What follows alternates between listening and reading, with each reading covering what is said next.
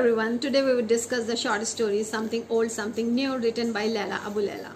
This story talks about the feelings and experiences of a man who comes to Khartoum to marry a girl of his choice. Let's talk about Sudan. Before 800 BC, the people of Neolithic culture had settled into a sedentary way of life in mud brick villages.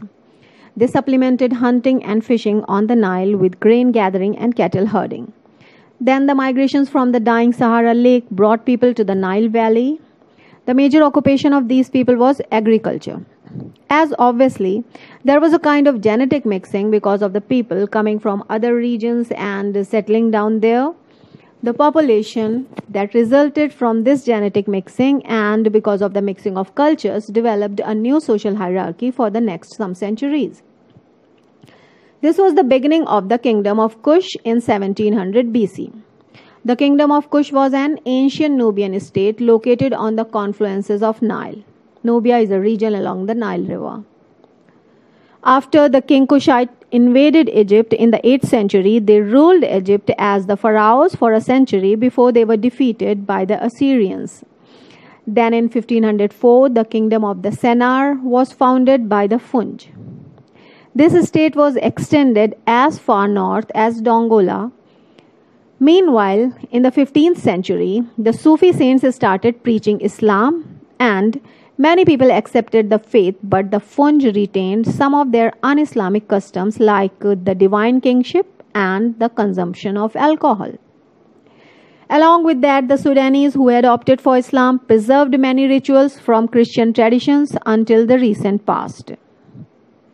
As we all know that Sudan was governed by Egypt and Britain too. In 1899, Britain and Egypt had an agreement under which Sudan was run by a governor general from Egypt. This was a pact entered into with the British consent, but in reality, Sudan was administered as a crown country. The British wanted to reverse the process, which was started under Muhammad Ali Pasha, who united the Nile Valley. The British did everything possible to frustrate the efforts aimed at uniting the two territories. The continued British administration fueled the nationalist backlash. From 1924 until independence in 1956, the British had a policy of running Sudan as the two essentially separate territories, the North and the South. So Sudan has been a stage for prolonged conflicts and civil war. Along with that, it faced natural environmental changes too, like desertification. These conflicts and environmental changes were the reasons for the forced migration of a large number of Sudanese people. The migration was internal as well as external. But due to the vast geographical territory and regional as well as ethnic clashes, much of the migration was internal. The other reasons were trade opportunities available in different regions. These opportunities worked as pull factors.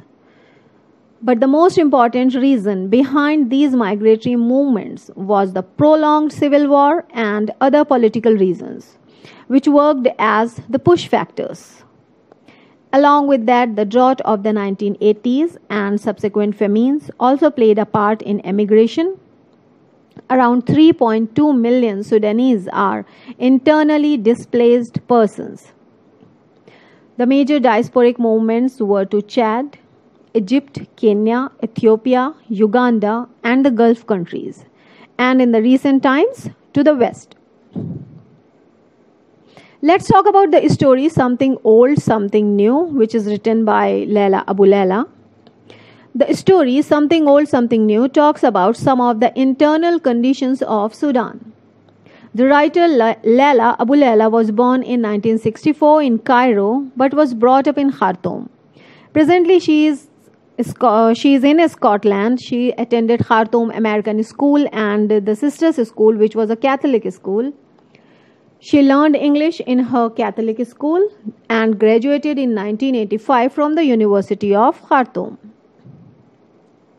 She got inspiration for her first novel, the translation from her life in Aberdeen. Her movement to this new place gave her thoughts to write. She had lived in many places like Doha, Dubai, Abu Dhabi, Jakarta, but settled finally in Aberdeen.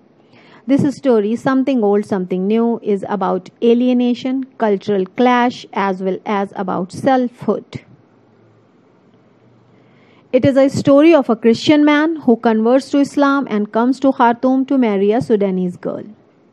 The story keeps on moving between the past and the present. Throughout the story, the narrator recounts the memories of his meeting with his fiancée in Edinburgh. He thinks of his childhood experiences and achievements as well as his failure as a young man. He recalls his family and the rituals and ceremonies associated with his earlier religion. The story draws a comparison between the two traditions and cultures. The life in Edinburgh is free and liberal, whereas in Sudan it is quite conservative. There are comparisons drawn between the experiences and traditions of Sudan and Scotland. When he reaches Sudan, he feels the unwelcoming attitude of his would-be brother-in-law.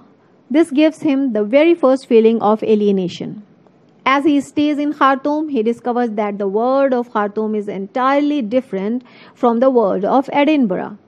The scorching heat of the place, the party, the rituals of the girl's family, the behavior and the involvement of her family all accentuated his feelings of alienation.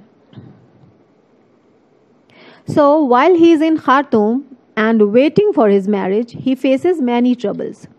His passport gets stolen, the uncle of the girl dies, and his would-be brother-in-law asks him for the dowry. For a while, he feels manipulated and somewhat cheated too. Finally, the story ends with the marriage of the narrator and the girl. He marries that girl and feels as if all the hardships are over. Laila Abu Laila has used third-person narrative in this story. It is told from the man's perspective. He comes to Khartoum, stays there, meets the family of the girl, and perceives everything from his perspective. The plot works in 3 steps. First, the coming of the narrator to Khartoum.